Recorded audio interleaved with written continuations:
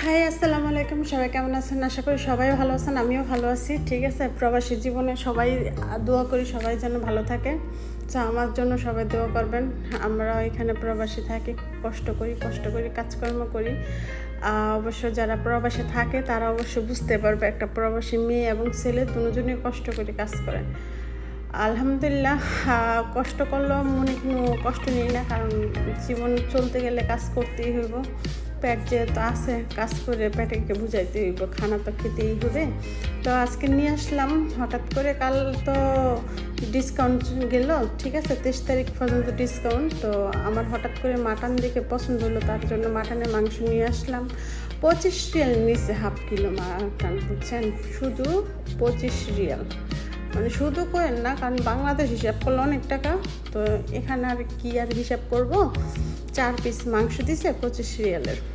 তো আমি নিয়ে আসলাম মাংসটা ধুয়ে, এই যে মাংসটা পরিষ্কার করে রাখলাম। পেঁয়াজ কুচি, রসুন, আস্তা রসুন কোয়া, আর এখানে আছে এলাচ, দারচিনি, যাবতীয় মশলা, গরম মশলা আছে। এখানে আছে একটা টমেটো। আমি আসলে রান্নাটা এখনই বসায় দেব। তো আজকে অফ ডে, যেহেতু এখানে একটা অনুষ্ঠান চলতেছে, ঠিক আছে, আপনি আমাদের এখানে বলে সৌদি আরবে স্বাধীনতা দিবস চলতেছে। তো এই কারণে আর মনে করেন করলাম না। তো আমি ভাবলাম যে আজকে অফ ডে যেহেতু, ঠিক আছে, বাসায় আছে, তাহলে আজকে কি রান্না করব। তো ভাবলাম যে মাটনটা যেহেতু আনছি, তাহলে রান্নাই করে নিই। কারণ আমি খুব অনেক দিন ধরে মাছ আনবো করে আনতে পারতেছি না, বাজারও যাইতে পারতেছি না, আনতেও পারতেছি না।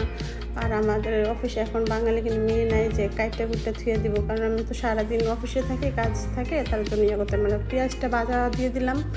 তো এর ফাঁকে অনেক কথা বলে নিতেছি। আর এখন দিয়ে দিলাম শুধু আদা বাটা, কারণ আমি রসুন বাটাটা দেবো না, কারণ রসুন আস্তাগুলো দিব, তো তার জন্য আমি রসুন বাটাটা ইউজ করব না।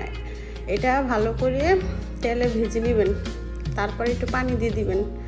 পানি দেওয়ার পরে এই মনে করেন হলুদ মরিচটা যে দিবেন, আগে পানিটা দিয়ে এটা ভালো করে ঘেটে তারপর আপনি করবেন, হলুদ মরিচটা দিবেন। কারণ হলুদ মরিচটা পুড়ে গেলে তরকারিটা মানে কালারটা দেখতেও সুন্দর লাগে না, খেতেও স্বাদ লাগে না।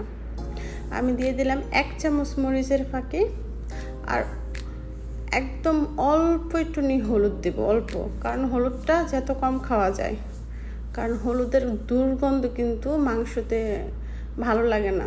তার জন্য আমি হলুদটা কম খাই, মরিচটা একটু বেশি খাই, কারণ আমি একটু জালটা পছন্দ করি তাই। আর আপনার যেরকম জাল খান এরকম দিয়ে নেবেন। আমি আসলে এটা শেখানোর জন্য কিনে কিছু না, যারা প্রবাসে অনেক ছেলেরা আসে নতুন, কাজ জানে না, রান্নাও পারে না, বাসা কখনো রান্নাও করতে পারে না, অবশ্য আমার এটা দেখে অবশ্য হালকা রান্না পারবে। তো ঘুরে দিলাম, এখন উঠায় দিব। 5 মিনিট পরে দেখেন কি সুন্দর তেলটা ভাইয়া উঠছে, খুব সুন্দর লাগে। আর তেল যদি ভাসে তাহলে মনে করবেন পেঁয়াজ, মশলা যাবতীয় যা আছে কষানো হয়ে গেছে। এখন আমি দিয়ে দেবো মাংসটা দেওয়ার পরে প্রায় 40 মিনিট আমি মাংসটা কষাবো। কষানোর পরে আমি আপনাদেরকে দেখাইতেছি।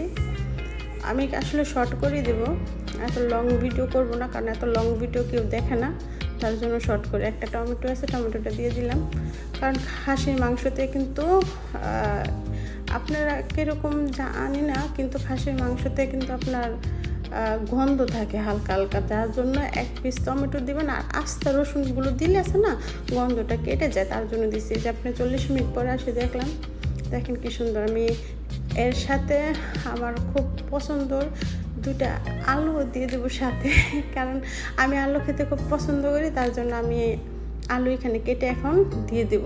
এই যে জাস্ট 4 পিস আলু দিলাম, 4 পিস মানে 2টা আলুরে 4 পিস করছি। এটা মনে করেন যেইভাবে এইভাবে থাকবে, কারণ মাংসটা অলরেডি সিদ্ধ হয়ে গেছে কষানোর মধ্যে। আমি তারপর একটু ঢেকে দিলাম। আর এই যে দেখেন আরও 10 মিনিট ঢাকার পর আলুটা সিদ্ধ হয়ে গেছে। এখন রসুনটি দিব, কারণ রসুনটা যদি আগে থেকে দিতাম তাহলে রসুনটা ভিসারে পাওয়া যাবে না। আর পাশাপাশি ওদিকে ডাইলও বসাই দিছি। এই যে আমার মাংসটা প্রায় হয়ে গেছে, কিন্তু রসুনটা যতক্ষণ সিদ্ধ না হবে, আর ভিতরে একটু পানি দিয়ে দেবো, পানিটা শুকায় যাবে কিছুক্ষণ পরে। আমি আরও 20 মিনিটের জন্য এটা ডেকে দিব। এখন 20 মিনিট হয়ে গেলে দেখেন কি সুন্দর ঝোল, কি সুন্দর কালার, মানে বলার কোনো ভাষা নাই। যদি না খান মিস করবেন। অবশ্যই কিছু করার না, আপনাদের অনেক দূরে আছেন তো খাওয়াইতে পারবো না, আমি নিজেই খাই। দেখেন আমার কিন্তু মাংস একদম টোটালি হয়ে গেছে। সো আপনাদেরকে অনেক ধন্যবাদ। আমার ভিডিওর মধ্যে অনেক মানুষ সুন্দর লাইক কমেন্ট সবই কিছু করেন, ঠিক আছে, তার জন্য আপনাদেরকে অনেক ধন্যবাদ। তো আমার আজকের মাটন রেসিপি এখানেই শেষ করলাম। মাসালামা।